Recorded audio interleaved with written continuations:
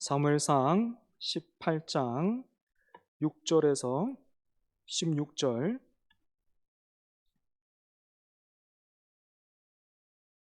우리의 영혼의 양식이자 하나님의 말씀입니다. 믿음으로 잘 받으시기 바랍니다. 제가 봉독하겠습니다. 무리가 돌아올 때 곧 다윗이 블레셋 사람을 죽이고 돌아올 때에 여인들이 이스라엘 모든 성읍에서 나와서 노래하며 춤추며 소고와 경쇠를 가지고 왕 사울을 환영하는데, 여인들이 뛰놀며 노래하여 이르되 사울이 죽인 자는 천천히요 다윗은 만만히로다 한지라. 사울이 그 말에 불쾌하여 심히 노하여 이르되 다윗에게는 만만을 돌리고 내게는 천천만 돌리니 그가 더 얻을 것이 나라 말고 무엇이냐 하고, 그날 후로 사울이 다윗을 주목하였더라. 그 이튿날 하나님께서 부리시는 악령이 사울에게 힘있게 내림에 그가 집안에서 정신없이 떠들어대므로 다윗이 평일과 같이 손으로 수금을 타는데 그때에 사울의 손에 창이 있는지라. 그가 스스로 이르기를 내가 다윗을 벽에 박으리라 하고 사울이 그 창을 던졌으나 다윗이 그의 앞에서 2번 피하였더라. 여호와께서 사울을 떠나 다윗과 함께 계심으로 사울이 그를 두려워한지라. 그러므로 사울이 그를 자기 곁에서 떠나게 하고 그를 천부장으로 삼음에 그가 백성 앞에 출입하며 다윗이 그의 모든 일을 지혜롭게 행하니라. 여호와께서 그와 함께 계시니라.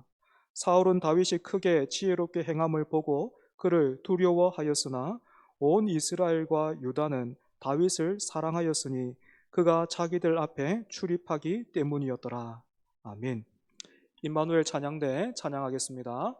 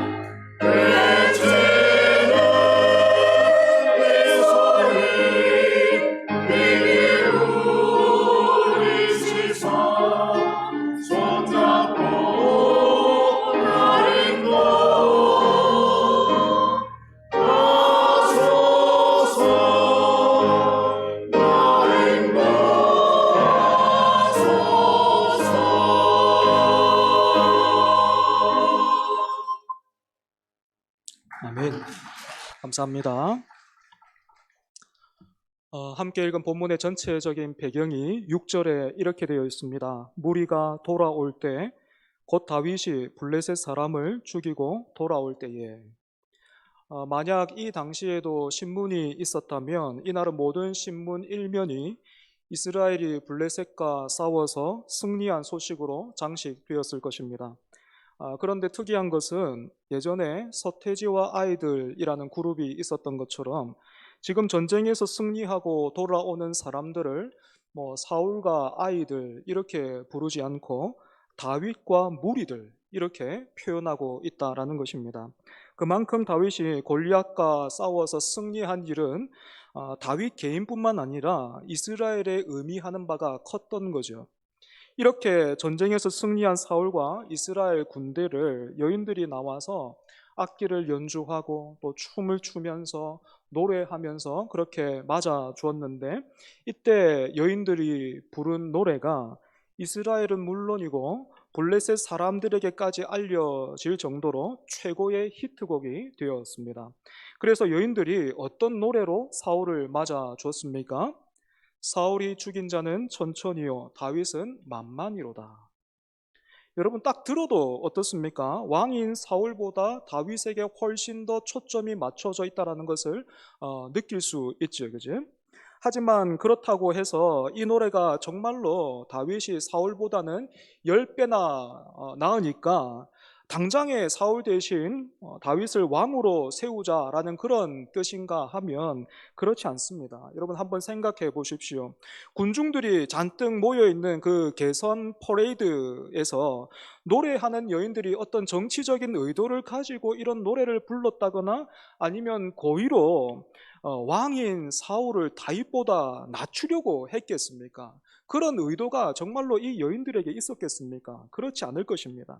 사실 지금 여인들이 부르고 있는 노래는 앞에 천천이라는 숫자를 두고 또 뒤에는 만만이라는 숫자를 둠으로 인해서 마치 그 음악에서 점점 크게를 의미하는 크레센도처럼요, 우리 이스라엘이 블레셋과 싸워서 압도적으로 승리했다라는 그 사실을 노래하고 있는 것입니다. 그리고 여러분 솔직히 말해서 이번 블레셋과의 전투에서 사울의 업적을 한번 우리가 생각해 본다면 어떻습니까? 골리앗의 목에 현상금과 각종 혜택을 걸어두고 인물이 나타날 때까지 기다리고 있다가 다윗이 나타나자 잠시 자기의 갑옷을 벗어줬고 또 무기를 내어준 것 말고는 또 다윗이 골리앗과 싸워서 이긴 그 전투를 수습한 일밖에는 사울이 한 일이 없습니다. 뿐만 아니라 나라와 민족을 세우고 섬기는 일에 일꾼이 얼마나 중요한가요? 우리가 교회를 세워가는 일에 봉사자들, 헌신하는 사람이 얼마나 중요합니까? 그래서 힘있게 어떤 자리에서 어떤 일들을 섬길 수 있는 사람, 그런 사람 만나면 너무너무 반갑고 즐거운 것 아닙니까? 그죠? 그러니까 여러분 절체절명의 순간에 다윗이라는 인물이 선물처럼 그렇게 나타났으니까 나라를 다스리는 사울의 입장에서는 이 얼마나 기뻐할 만한 일이고 또 감사할 일입니까? 하지만 여인들이 부르는 노래를 들은 사울은 어떤 반응을 보였습니까? 8절에서 9절을 보면 이렇게 되어 있지요. 그 말에 불쾌하여 심히 노하여 이르되 다윗에게는 만만을 돌리고 내게는 천천만 돌리니 그가 더 얻을 것이 나라 말고 무엇이냐 하고 그날 후로 사울이 다윗을 주목하였더라. 사울은 여인들이 부르는 노래를 들으면서 또 그 노래가 막 이렇게 유행하는 것을 보면서 정치적인 위기감을 느낀 것입니다. 자칫 잘못하면 나라와 권력이 다윗에게 넘어가겠구나 싶은 마음에 불쾌했고 분노했던 것입니다. 물론 사울이 이런 위기감을 느꼈던 데에는 분명한 이유가 있기도 합니다. 앞서 사무엘을 통해서 들었던 예언의 말씀이 떠올랐기 때문이죠. 하나님께서 사울에게 돌이키고 회개할 수 있는 기회를 여러 번 주셨음에도 불구하고 사울이 계속해서 끝까지 하나님의 말씀을 저버리자 하나님은 사무엘을 통해서 이렇게 말씀하셨었습니다. 여호와께서 오늘 이스라엘 나라를 왕에게서 떼어 왕보다 나은 왕의 이웃에게 주셨나이다. 춤을 추면서 노래하는 여인들을 보고 있던 사울에게 사무엘을 통해서 들었던 하나님의 말씀이 오버랩되자 사울은 마치 다윗이 군중들의 지지를 등에 업고 자기 숨통을 조여오고 있는 것 같은 그런 기분을 느꼈던 거죠.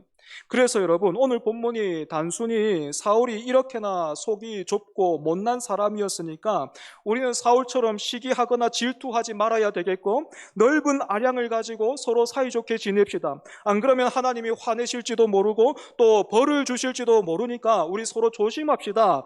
이렇게 말하고 있는가 하면 그렇지가 않습니다.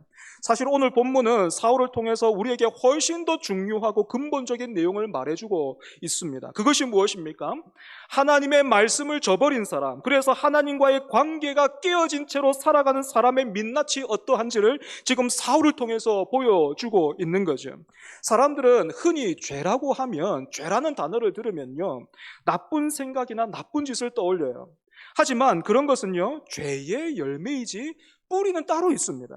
우리가 감기에 걸리면 콧물만 열심히 닦아낸다거나 아니면 기침만 어떻게 틀어 막으면 되는 것이 아니라 감기 바이러스를 다루어야 치료가 되고 또 몸이 건강해지는 것처럼 죄의 문제에 있어서도 부지런히 죄의 열매만 걷어내고 감추는 것은 부질없는 짓입니다. 그렇다면 죄의 뿌리가 무엇입니까?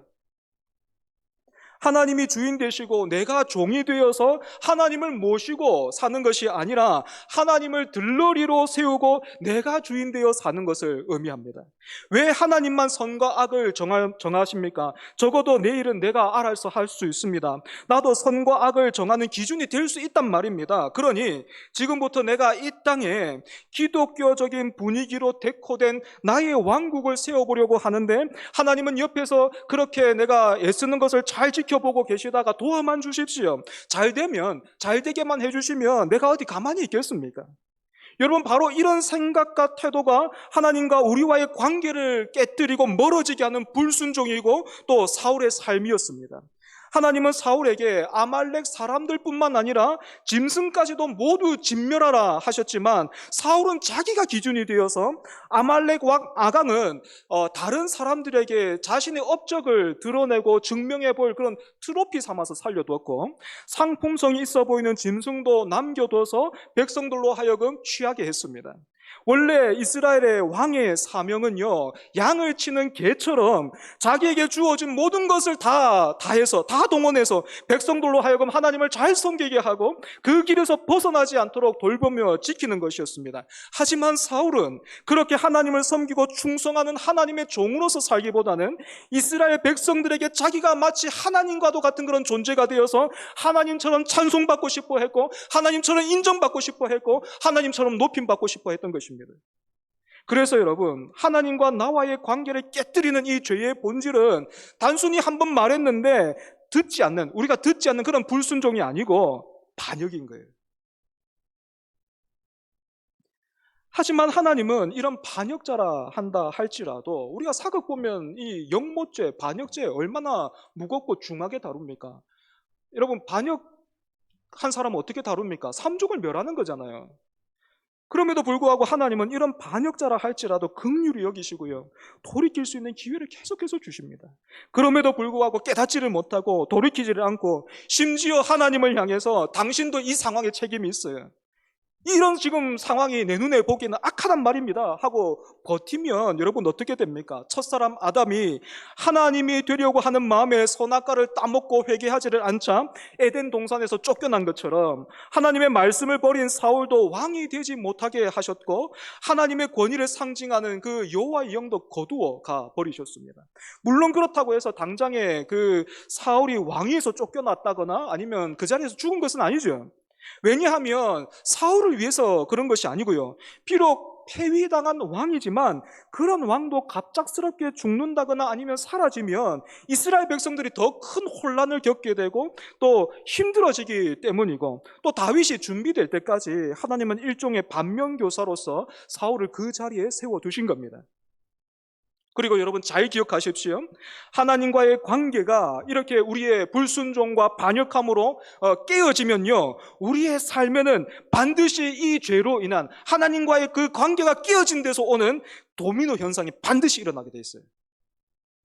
집에서 남편과 아내의 관계가 깨어진다든지 아니면 부모와 자녀의 그 관계가 깨어지면 그 집안 어디에서도 편한 것이 없고 숨을 쉬는 것조차 답답하게 느껴지는 것처럼 죄는 하나님과 나와의 관계뿐만이 아니라 나와 내 옆에 있는 사람들과의 관계, 내 가족과 동력자와 그 친구들과의 그 관계, 그리고 하나님께서 창조하신 이 모든 만물과의 그 관계, 나와 내 자신과의 관계까지 모두 다 깨뜨리는 거예요. 여러분, 이렇게 하나님을 버림으로 인해서 죄로 끼어진 인생이 어떤 생각과 자세로서 삶을 대하고 또 어떻게 옆에 주변의 사람들을 대하면서 사는지 사울을 통해서 한번 여러분 보십시오. 여러분, 사실 사울이 여인들이 부르는 노래를 듣고 분노했던 근본적인 이유는 두 가지예요. 첫 번째는 내가 이제까지 어떻게 나라와 민족을 섬겨왔는데 이제 막 공을 세운 저 다윗을 10배나 나보다 앞서 세우는가 하는 거예요. 쉽게 말하면 섭섭함과 배신감이 느껴졌던 거죠. 아닌 게 아니라 여러분, 우리가 이제까지 살펴봤던 것처럼 사울도 참 많은 일을 하긴 했습니다. 사울이 왕으로 기름 부음을 받기는 했지만 그 왕권이 이렇게 제대로 안정화되지 않을 때, 그래서 사울도 혼란스럽고 힘들 때 어떤 일이 있었습니까? 굉장히 잔인했던 그 암몬 사람 나스라는 사람이 쳐들어왔잖아요. 그래서 그 이스라엘에 속했던 길르앗 야베스를 쳐들어왔는데 이 나스가 어떻게 말했습니까? 그 야베스 사람들을 보고 야베스 사람들이 너무나도 막 겁이 나가지고 항복하겠습니다 했는데 야베스가 그 죄송합니다. 나하스가 그 항복을 받아주지 않았어요. 대신에 조건을 내걸었죠. 어떤 조건 내걸었습니까? 내가 너희들 오른쪽 눈을 다 빼야 되겠다. 그 조건으로만 내가 항복을 받아주겠다 했습니다. 그때 여러분, 사울은 자기도 어려웠고 혼란스러웠지만 군대를 일으켜서 이 야베스 사람들을 구원해 줬습니다. 뿐만 아니라 사울은 아말렉을 거의 진멸시켰을 뿐만 아니라 우리가 성경에서는 다루지 않았던 그 블레셋과의 여러 번 전투에도 나가서 사울이 나라와 민족을 위해서 그렇게 애를 썼습니다. 그래서 여러분, 이 모든 것이 오롯이 사울의 업적이요 공입니까? 그렇지 않잖아요. 하나님께서 사울을 통해서 일하신 것이지 사울이 하나님의 일을 대신해 드린 것이 아닌 것입니다. 하지만 죄의 본성은 뿌리 깊은 자기 중심성에 있기 때문에 하나님이 하시는 일에 감사하게도 내가 쓰임받았구나 이렇게 여기는 것이 아니고, 내가 하는 일을 하나님이 거두어 주셨다라고 생각을 해서 내가 무시를 당하고 내가 더 인정받지는 못한다고 느끼면 그거 차마 못 견디는 거예요. 여러분, 죄의 그 뿌리는요, 그 죄의 본질은 뿌리 깊은 자기 중심성이에요. 내가 심지도 않고 만들어 놓지도 않았는데 시편에서 뭐라고 말하고 있습니까? 모태에서부터 죄인이었다잖아요. 그죠? 뿌리 깊은 자기 중심성이 있어서 이 자기 중심성을 우리가 예수님을 구주로 딱 영접하면 하나님이 여러 가지 상황과 환경과 사람과 또 이 말씀을 통해서 이 자기 중심성의 뿌리를 막 하나님이 흔드시고 뽑아 올리시고 막 그렇게 하는데, 그때마다 사람들이 어떻게 합니까? 비명을 지릅니다. 하는 겁니다.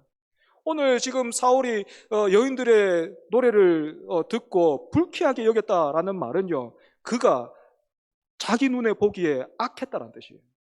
하나님이 자기 중심성의 우리의 어떤 자기 중심의 그 뿌리를 탁 흔들기만 해도 우리는 막 악합니다 하면서 우리가 소리를 지르는 거예요. 어떤 사람이 막 이렇게 내 자기 중심성을 막 건드리고 막 나보다도 더 사실은 어느 정도는 우리가 저 사람과 좀 비슷하다 하면 내가 인정을 하겠는데, 내가 훨씬 더 못하다고 여겼던 그 사람하고 나를 비교한다거나 아니면 그 사람을 또 칭찬하면 이 자기 중심성이 가만히 있지를 못하는 거예요. 악하다 하면서 소리 지르는 거예요. 두 번째로, 사울이 여인들의 노래를 듣고 분노했던 근본적인 이유는 나라와 권력이 자기 거라고 생각해요.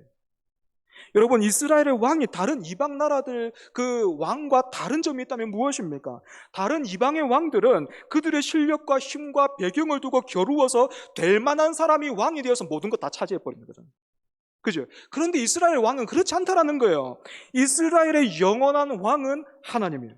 때문에 사울과 다윗 같은 존재는 백성들 중에서는 왕이지만 하나님 앞에서는 종이요 청지기에 불과한 거예요. 그래서 사울이 지금 다스리고 있고 누리고 있는 모든 것은 사실 자신의 것이 아니고 하나님의 소유인 거죠. 하지만 이렇게 세움받은 존재도요, 하나님의 말씀을 버리면, 하나님을 들러리로 세우면 이방 나라들처럼, 이방 나라의 왕처럼 똑같이 되는 거예요. 여러분, 혹시 그래도 저도 간혹 그럴 때 있어요. 로또 한 번 되면 좋겠다. 한 번만 돈 많아 보면 좋겠다. 뭐 그렇게 드는 그런 생각이 있는 것처럼, 여러분 그래도 하나님의 종이나 청지기로 사는 것보다 내가 한 번만 곧 죽어도 내가 왕으로 살아보면 좋겠다, 하루만 그렇게 살아보면 좋겠다 싶습니까? 여러분 계속해서 사울 보십시오. 여러분 오늘 본문에서 사울과 다윗을 한번 현실적으로 비교해 보십시오. 사울은 여전히 이스라엘 중에서 최고의 권력자고요, 나이도 다윗보다 훨씬 더 많고요, 가장 높고 부유합니다. 그런데 이런 사울이 자신과 비교해서 모든 면에서 체급이 맞지도 않는 10대 소년 다윗을 보면서 질투심과 더불어 두려움을 느끼고 있습니다. 세상은요, 정점에 올라가면, 그 피라미드의 정점에만 올라가면, 아니면 적어도 지금보다 조금만 그 피라미드 정점을 향해서 올라가면 거기에 만족과 또 답이 있을 것이고 틀림없이 지금보다는 더 나아질 것이다라고 그렇게 우리에게 말하고 있지만 절대로 그렇지가 않은 거예요. 오늘 우리가 하나님의 하나님 되심을 인정하지 않는다면, 그래서 이 세상을 지으시고 다스리시며 나를 창조하신 그분과의 관계가 깨어져 있고 그 관계가 틀어져 있다면, 그가 언약 백성이라고 부르는 그 이스라엘 백성 중에 한 사람이요, 심지어 그 백성 중에서 왕이라 한다 할지라도 그에게는 참된 만족도 없고 평안도 없는 겁니다. 아무리 우리 교회가 100년의 역사를 가지고 있다 하더라도, 여러분이 아무리 믿음의 3대, 4대 그 가문의 출신이라고 한다 할지라도 하나님과의 관계가 깨어지면 참된 평안이 없는 겁니다. 만족이 없는 거예요. 이처럼 사울이 하나님을 버리고 하나님이 사울로부터 하나님의 영을 거두어 가시자 죄는 사울의 내면부터 무너뜨리기 시작했습니다. 여러분 사울이요, 하나님을 버림으로 인해서 그 내면이 막 무너져 내리고 있는데, 자기 가까이 있는 그 신하들, 사람들, 그 가족들, 그런 사람들과 어떻게 건강한 관계를 맺고 또 그 사람들을 환대해 줄 수 있겠습니까? 그래서 여러분 다시 9절을 보시면 그날 후로 사울이 다윗을 주목하였더라 이렇게 되어 있는데, 이 말은 사울이 다윗을 자기의 자리를 노리는 정적으로 여겼다라는 겁니다. 생각해보면 다윗은 요나단에게 뿐만 아니라 사울과 이스라엘 전체에 하나님이 주신 선물과도 같은 그런 사람인데, 사울은 그런 다윗을 동력자로 대하기보다는 정적으로 삼아서 제거하려고 들었던 거예요.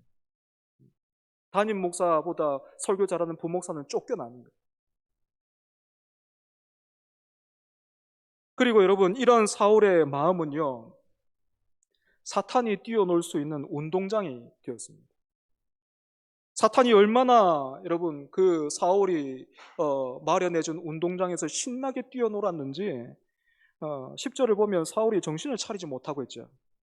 보통 때면 사울이 굉장히 막 우울해지고 또 힘들어지면 다윗이 그 수금을 가지고 와서 연주하고 노래하면, 다윗이 그렇게 하나님을 찬양하면 그 찬양을 듣고 또 사울도 함께 찬양하면서 이렇게 회복이 되고 나아졌는데, 이번에는 소용이 없는 거예요. 당연하죠. 지금 사울 눈에 지금 다윗이 어떻게 보이는 겁니까?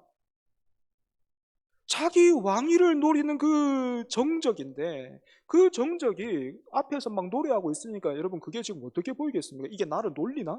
뭐 그런 생각이 들지 않았겠습니까?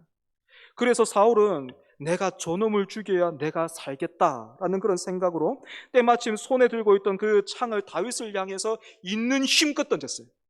여러분 비록 사울이요 골리앗과는 맞서지 못했지만 사울 역시 이스라엘을 대표하던 장수 중에 한 사람이에요. 그렇기 때문에 사울에게 이 창을 던져서 근거리에 있는 표적을 맞추는 일은 결코 어려운 일이 아닙니다. 그것도 지금 다윗을 향해서 다윗이 창을 2번 피했다는 말은 사울이 2번 던졌다는 말인데, 이렇게 사울이 창을 2번 던졌다라는 것은 사울이 다윗을 확실하게 죽이려고 했던 그 의지를 담고 있는 것이겠죠, 그죠? 그런데 사울이 그렇게 주목해서 있는 힘껏 그렇게 던진 2번의 창이 어떻게 됩니까? 2번 다 다윗을 비껴나가는 거예요. 그리고 그것을 보고 사울은 두려워하기 시작했습니다. 이유가 무엇입니까? 자기가 그렇게 온 힘을 다해서, 내가 그 심정이 어떻겠습니까? 창을 던지는 심정이 어떻겠습니까? 내가 저놈을 죽여야 내가 산다는 그 심정을 던졌단 말입니다. 벽에 박아버리겠다라는 그런 심정을 던졌단 말입니다. 그런데 그 창이 빗나가는 것을 보면서 하나님이 자기를 떠나서 다윗과 함께 계시다라는 그 사실을 알게 된 거예요. 거꾸로 다윗에게 이 사건은 하나님이 기름 부어 세우신 자를 하나님께서 지켜 보호해 주신다라는 것을 확인하는 계기가 되었고, 그래서 훗날 두 번 다윗에게 그 사울을 죽일 수 있는 기회가 있었잖아요. 그죠? 두 번 기회가 있었는데 그때 다윗은 사울과는 다르게 사울을 해치려고 하지 않았습니다. 하나님께서 기름 부어 세우신 종을 해하는 것은 하나님이 기뻐하시는 일이 아니다. 이때 아마도 다윗이 배우고 자기에게 새겼던 것 같아요. 여러분, 이처럼 다윗을 직접적으로 죽일 기회를 놓친 사울이 어떻게 합니까? 하나님이 자기를 떠나서 다윗과 함께 계시다는 것 알았잖아요. 두려움도 느꼈잖아요. 실패했잖아요. 그죠? 있는 힘껏 다 있는데 실패했잖아요. 그러면 어떻게 해야 됩니까? 깨달아야 되죠. 내가 못난 짓 했구나. 내가 이렇게 못난 사람이구나 깨달아야 되잖아요. 그런데 그렇지가 않고요. 마치 블레셋이 기회가 있을 때마다 이스라엘을 쳐들어왔던 것처럼 사울도 하나님이 함께 하시는 사람 다윗을 죽이려고. 여러분 이게 죄예요. 이게 죄예요. 하나님이 함께 하는데 그 앞에서 무릎 꿇지 않는단 말입니다. 끝까지 죽이려고 하는 거예요. 끝까지. 자기에게 있는 건 모든 것을 다 동원해서 죽이려고 하는 겁니다. 먼저 동원한 것은 자기의 권력이었습니다. 앞에서도 말씀드렸지만 원래 이스라엘 왕이 가진 권력은 하나님을 잘 섬기고 또 백성들로 하여금 옳은 길을 갈 수 있도록 하는 그런 방편으로 주어진 것인데, 사울은 그 자기에게 주어진 권력과 힘을 하나님의 사람을 죽이는 일에, 동력자를 죽이는 일에, 사람을 죽이는 일에 사용했던 거예요. 구체적으로 어떻게 했습니까? 다윗에게 전장으로 직접 나가서 싸우는 그 천부장이라는 직책을 줬습니다. 그래서 계속해서 그냥 전쟁터로 밀어넣는 거예요. 그러면 어떻게 하다 보면 대적들의 손에 의해서 다윗이 죽지 않을까 생각했던 겁니다. 하지만 이런 사울의 계획과 또 생각과는 다르게, 계산과는 다르게, 완전히 다르게 하나님은 다윗이 가는 곳곳마다 승리하게 하셨고 또 지혜를 주심으로 인해서 주변 사람들을 잘 섬기게 하셨습니다. 이렇게 자기의 계획과 또 계략과는 다르게 다윗의 명성이 날로 높아지자 여러분 사울이 또 어떤 방법을 모색합니까? 다윗을 제거하는 일에 자기 신하들뿐만 아니라 심지어는 자기 두 딸까지 이용해요. 원래는 골리앗과 싸워서 이긴 사람은 공주와 결혼을 시켜주기로 약속했지만 사울은 그런 자기 자신의 그 약속도 어겨가면서 신하들을 통해서 여론을 만들었고 또 결혼을 빌미로 해서 블레셋 사람들의 손을 통해서 다윗을 죽이려고 했던 거예요. 사랑하는 여러분, 이처럼 하나님을 버린 사울 왕의 모습이 어떻습니까? 지금 자기가 도대체 무슨 생각으로 얼마나 못난 짓을 하고 있는지 스스로가 알지를 못해요. 내가 얼마나 못났는지를 모른단 말입니다. 뿐만 아니라 그 추악한 계략에 신하들과 자기 딸까지 동원해요. 여러분 여기 어디에 왕의 품위와 영광이 있습니까? 또 여기 어디에 딸들을 생각하는 아버지의 그 마음과 모습이 있습니까? 그의 반면에 하나님이 함께하는 다윗은 어때요? 자신을 죽이려고 했던 그 사울을 향해서 또 다른 물맷돌을 준비하지 않았습니다.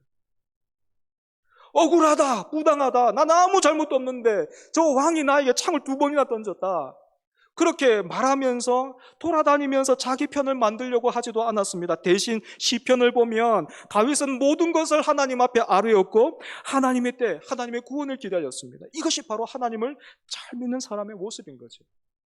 말씀을 정리하겠습니다. 여러분,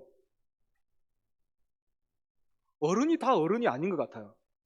오늘 말씀을 보면 이스라엘의 왕이 10대 소년보다 훨씬 더 못할 수도 있다는 것을 우리가 함께 봤잖아요. 세상적으로 보면 사울이 여전히 다윗보다 높고 사울이 더 많이 가졌고 힘도 있어요. 하지만 그런 사울은 왕으로서뿐만 아니라 아버지로서도 전혀 멋있지가 않아요. 아름답지가 않습니다. 그의 반면에 다윗은 사울을 제외한 모든 사람들이 사랑합니다. 인정해 줍니다. 그와 동역하기를 즐거워해요.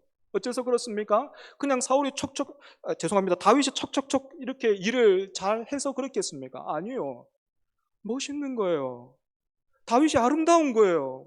사람 냄새가 나는 거예요. 다윗한테 가면 막 환대를 받는 거예요. 견제당하고 그런 게 아니고 막 인정받고 내가 더 잘할 수 있고 그런 사람이었던 거예요.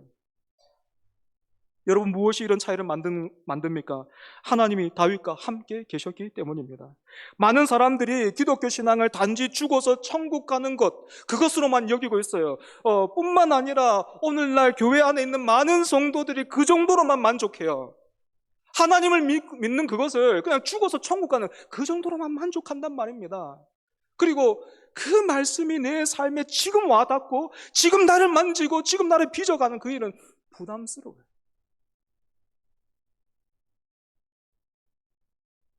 내 삶이 기독교적인 문화와 어떤 그런 분위기로 데코되고 장식되는 것은 내가 그냥 뭐 그런 대로 괜찮은데, 진짜로 나를 내 자기 중심성을 흔들면서 막 뽑아대면서까지 하나님이 그렇게 말씀하시면 부담스럽단 말입니다. 여러분, 그렇지 않습니다. 기독교 신앙은 절대로 현실에서는 별로 쓸데가 없지만 죽어서는 멋진 곳에 갑니다. 멋져집니다. 이렇게 말하지 않습니다. 오히려 성경은 우리가 하나님의 하나님 되심을 인정하고 자신의 모든 삶을 하나님께 드릴 때에 사람이 사람다워지고, 즉 멋있어지고 아름다워진다라고 그렇게 가르치고 있어요. 뿐만 아니라 우리가 내 자신을 다른 것으로 치장하거나 드러내려고 하지 않고 먼저 우리가 하나님을 알고 그분을 사랑하고 그분을 섬길 때에 비로소 우리는 내 영광과 안위를 위해서 다른 사람을 동원하거나 희생시키는 일을 멈출 수가 있고, 내 자신을, 그리고 내 옆에 지체들과 심지어는 내 가족들까지도 진정으로 사랑할 수 있는 거예요. 참되게 사랑할 수 있는 거예요. 오늘날 부모들이 자녀들을 사랑하지요. 사랑하지만 다 그 자녀를 위해서 한다고 하지만 얼마나 부모의 그 욕심과 그 성공을 바라는 그 마음이 투영되어 있습니다. 때문에 하나님을 잘 믿는 것은 여러분 죽어서만 좋은 게 아니고요, 이 땅에서부터 우리를 멋있고 아름다운 사람으로 만들어내는 것입니다. 그래서 예수님을 잘 믿는 것은요, 지금도 좋은데, 지금도 우리를 아름답고 멋있는 사람으로 만들어줘서 지금도 너무 좋은데 나중에는 더 좋은 겁니다. 그래서 저는 지금보다 더욱 하나님을 잘 믿고 싶습니다. 아니, 더 믿기를 사모하고 있습니다. 그렇게 되어야 합니다. 그렇지 않으면 제가 여러분을 동원할 겁니다. 저는 지금보다 예수님을 더 잘 믿고 싶습니다. 하나님을 더 사랑하고 싶습니다. 그래서 여러분들과 교회를 잘 섬기는 청지기가 되기를 원해요. 여러분은 어떠십니까? 우리가 말씀을 기억하면서 같이 찬양하면 좋겠습니다.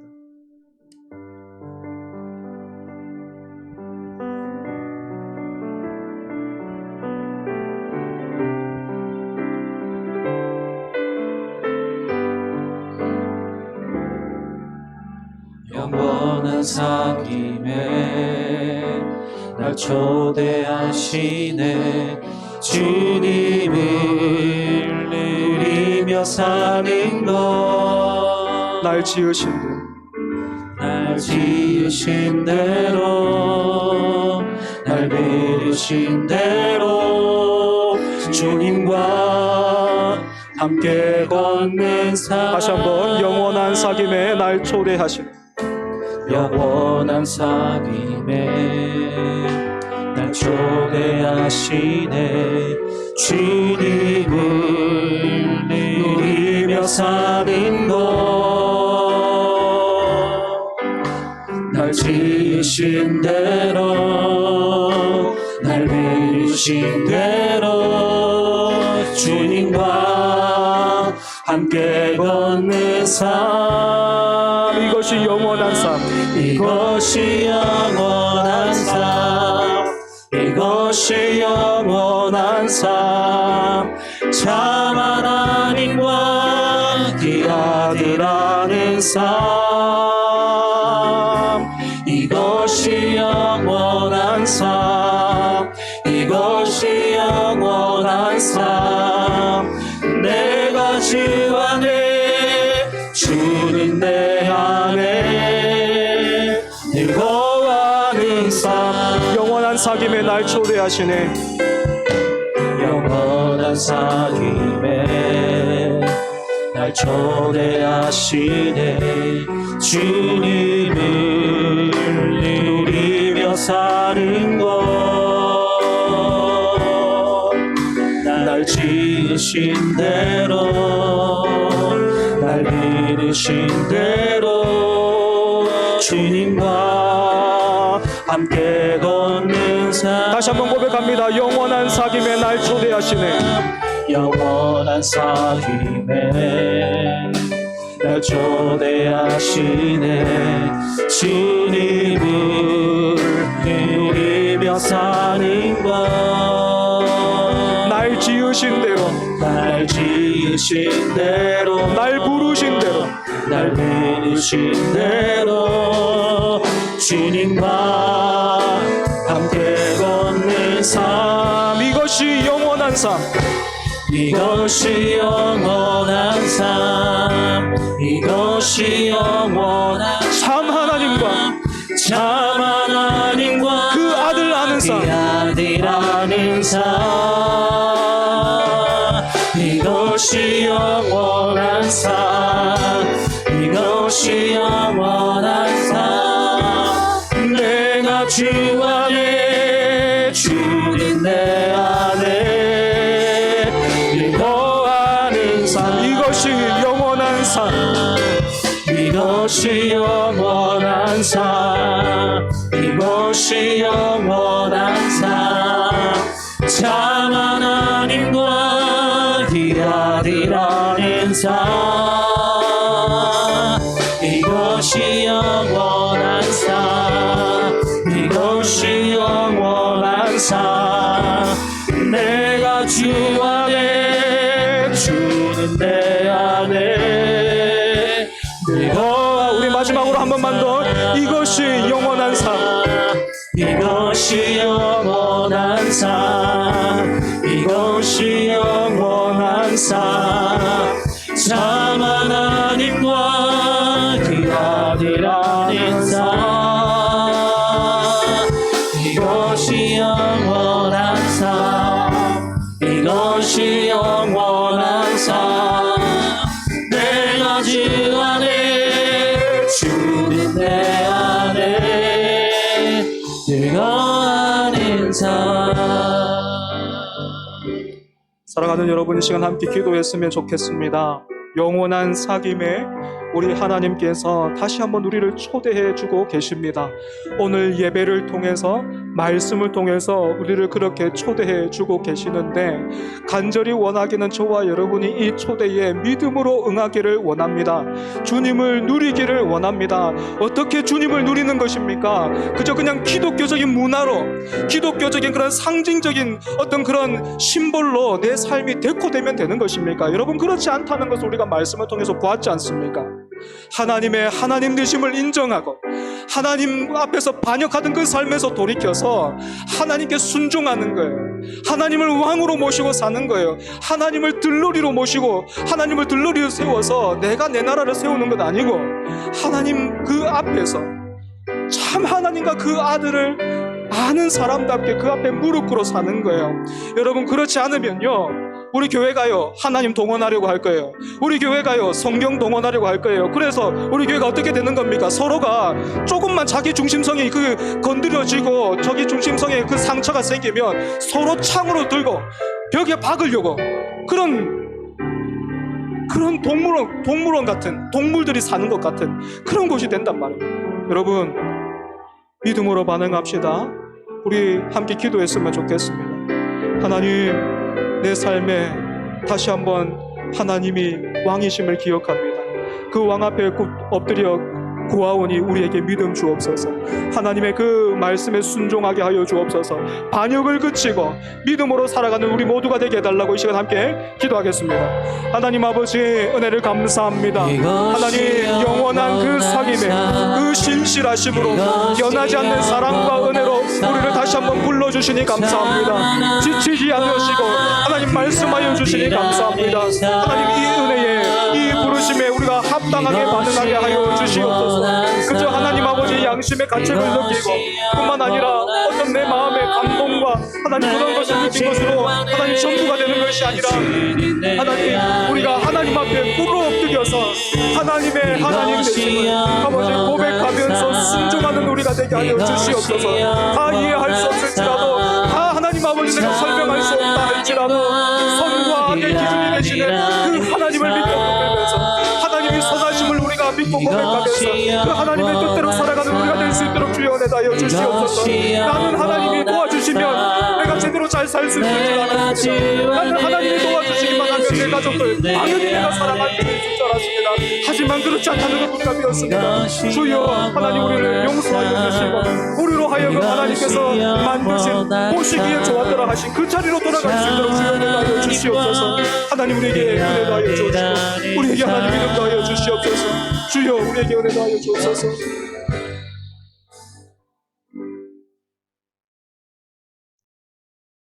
하나님, 내가 사울 같았습니다.